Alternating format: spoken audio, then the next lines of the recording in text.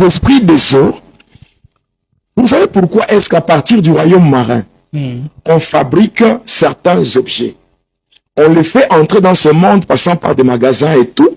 Les gens vont se procurer de ces choses-là. Et ce sont ces choses-là qui permettent facilement aux esprits de s'incarner pour suivre l'Église.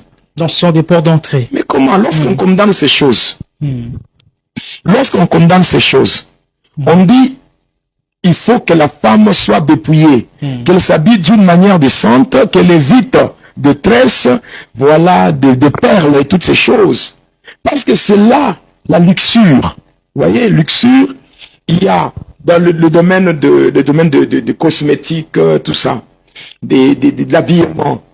Ça, c'est le monde de ténèbres passant par le royaume marin. Aujourd'hui, nous avons des gens, des personnes qui ont des faux cheveux, des cheveux en fibre, tout ça. Il y a des maquillages, c'est du jézabélisme. Au lieu que l'Église soit, par rapport à la saine doctrine, que l'Église soit christocentrique, l'Église est devenue une Église jézabélocentrique. Mais là, pasteur, les gens vont se dire, et surtout les femmes, mais comment maintenant une femme comment maintenant une femme doit s'habiller? Donc elle doit s'habiller d'une manière décente. C'est clair. La femme doit s'habiller d'une manière décente. Parce que les femmes... Donc, on ne doit pas se maquiller. Je vous dis vrai. Non, elle doit être toute naturelle. La femme doit prendre soin de son corps. Ouais. Lorsqu'on dit, on dit que non, Dieu voit le cœur, il ne voit pas le corps. Maintenant, 1 Corinthiens 6,19 dit quoi? Ne savez-vous pas que votre esprit, et votre corps est le temple du Saint-Esprit. C'est-à-dire que votre corps, c'est la demeure du Saint-Esprit qui doit habiter en vous.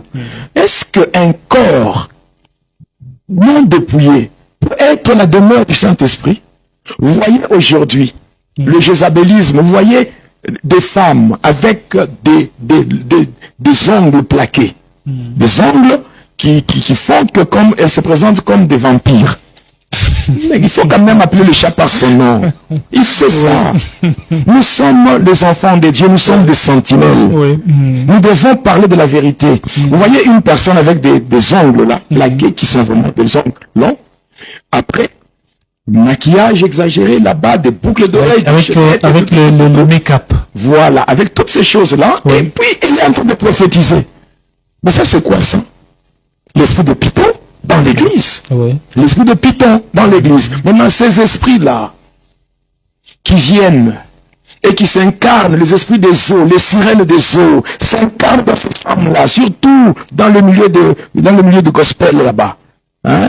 Dans le milieu là de choristes, de chantres. Regardez vous-même les scandales, vous allez comprendre. Donc, il y a des femmes qui entrent dans les églises. Mais le fait que tu as mis ces choses, quand ces esprits-là, envoyés, les esprits séducteurs, envoyés dans l'église, te trouvent avec ces choses qui leur appartiennent. Ce sont des objets familiers. Je ne parle pas des objets familiaux. Je dis des objets familiers. C'est-à-dire des choses qui leur appartiennent.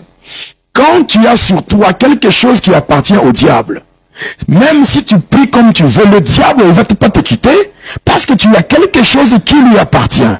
Voilà pourquoi lorsqu'on parle sur le dépouillement, c'est pour que, même quand les esprits séducteurs, les esprits de sirène, tout, viennent, que ces esprits-là ne puissent pas déranger. Parce que là, lorsque vous avez parlé du dépouillement, il y a peut-être certaines personnes qui pensent que, peut-être lorsqu'ils mènent une bonne vie, là, peut-être, ils pensent que c'est sur le plan comportemental. Non. Mais même les objets peuvent vraiment... Vous avez lu que tout votre être, esprit, âme et corps soit gardé irrépréhensible.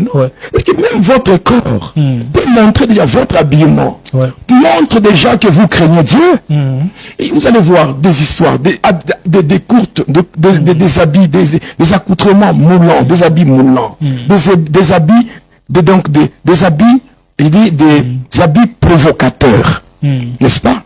Provocateurs. C'est-à-dire des habits ou des accoutrements qui cherchent juste à attirer l'attention de l'homme et focaliser son regard sur les parties intimes. Hein? Sur les parties intimes. de la femme. Et tout ça, c'est quoi? C'est ça la séduction. Maintenant, quand ces esprits, l'objectif, c'est quoi? L'objectif, c'est que le diable puisse souiller l'église. Et ainsi, vous allez voir, vous êtes dans l'église, des choristes entre eux. Ils sont en train de sortir dans des copinages au sein de l'église. Le pasteur il tombe en désordre. Il y a des pasteurs qui ne sont pas des satanistes. Mais à cause de la séduction, il sort avec des sœurs de l'église parce qu'il a été séduit. Il y a des frères à l'église, c'est compliqué. Séduction sur séduction. Donc, vous voyez toutes ces choses-là? C'est la gloire de Satan. Oui. La gloire de Satan. Et c'est comme ça que l'église devient comme la jungle. Qui fait quoi? Donc les gens vont à l'église comme si on se rendait à une mutualité, à un club d'amis ou une association socio-culturelle. À une soirée dansante. Oh voilà, l'église devient comme un lieu où se fait le défilé de mode.